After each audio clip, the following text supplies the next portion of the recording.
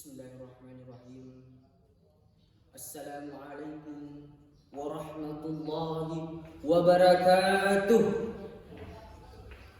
Innal hamdalillah nahmaduhu wa nasta'inuhu wa nastaghfiruhu wa na'udzu billahi min shururi anfusina wa min sayyiati a'malina. May yahdihillahu fala mudilla wa may yudlil fala hadiyalah. Asyhadu an la ilaha illallah wa asyhadu anna Muhammadan abduhu wa rasuluh. Allahumma salli wa sallim wa barik ala ali sayyidina Muhammad wa ala alihi wa ashabihi ajma'in, amma ba'd. Pertama-tama dan yang paling utama, marilah kita memanjatkan puja dan puji syukur kehadirat Allah Subhanahu wa taala yang telah memberikan kita nikmat iman, kesehatan, kekuatan, serta kesempatan untuk bertemu pada hari ini. Salawat serta salam senantiasa kita curahkan kepada baginda Rasulullah Sallallahu Alaihi Wasallam yang telah membimbing kita dari alam kejahiliaan menuju alam yang terang benderang seperti saat ini. Pemirsa yang dirahmati oleh Allah Subhanahu wa taala, pada kesempatan kali ini saya akan menyampaikan suatu ceramah yang berjudul bermuamalah dalam bermedia sosial. Saat ini kita memasuki era di mana segala sesuatu terhubung dengan teknologi informasi dan komunikasi. Dengan segala kecanggihannya, seakan-akan dunia ini menjadi borderless atau tanpa batas.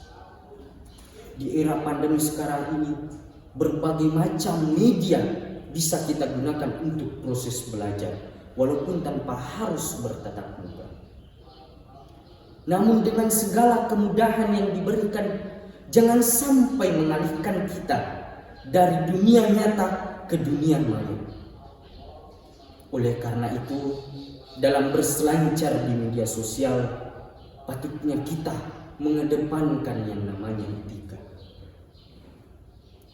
Pemirsa yang dirahmati oleh Allah Subhanahu wa taala, penggunaan media sosial bukan hanya memiliki dampak yang baik saja, tapi tentunya ada juga dampak yang buruk yang dihasilkan. Contohnya penyebaran fitnah dan provokasi.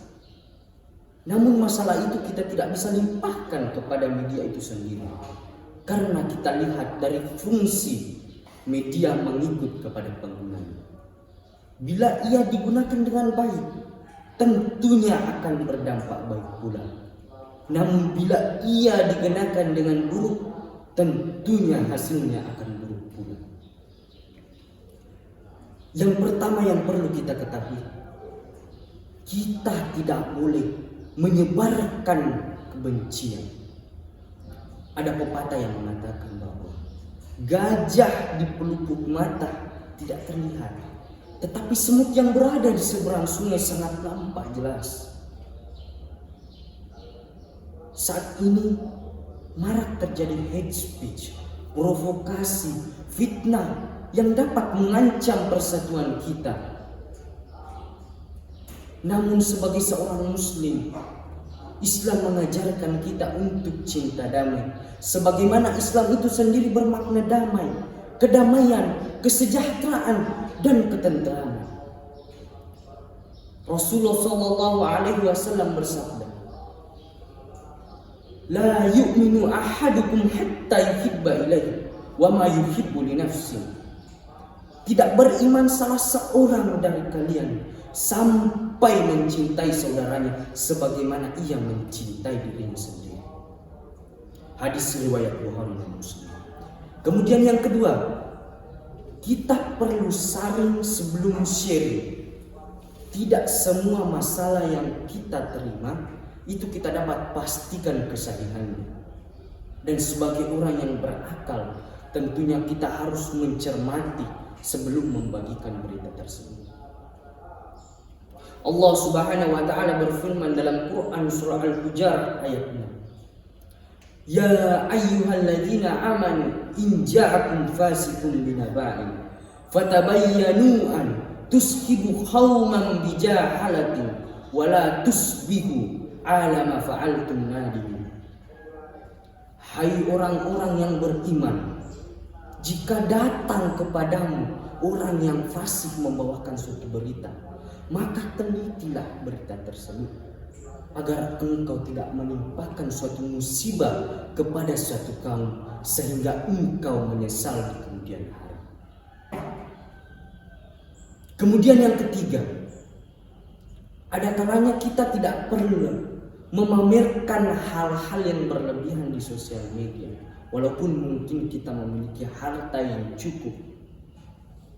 Karena kita sebagai muslim, kita sepatutnya lebih bersyukur dan perlu mengedepankan yang namanya empati. Bukan hanya dilaksanakan di dunia nyata, tapi kita harus juga melaksanakannya di dunia maya. Istilah mengatakan bahwa mulutmu harimaumu, tapi istilah itu bisa berubah menjadi jemarimu harimaumu. Allah Subhanahu wa taala berfirman dalam Quran surah Al-Kahf, "Ma yalfisu min haulin illa ladaihi raqibun atid." Tidak satu kata yang diucapkan melainkan di sisinya ada malaikat yang siap mencatat dosa.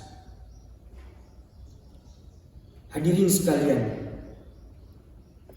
demikianlah Islam mengajarkan kita bagaimana untuk cinta kedamaian dan sebagai sarana untuk mempersatukan kita, bukan malah sebaliknya. Dan semoga kita senantiasa diberikan pertolongan, rahmat, serta perlindungan oleh Allah Subhanahu wa taala. Mungkin demikianlah yang sempat saya sampaikan pada kesempatan kali ini. Terima kasih atas segala perhatian. Lebih dan kurangnya mohon dimaafkan. Wabillahi taufiq wassa'adah. Wassalamualaikum warahmatullahi wabarakatuh.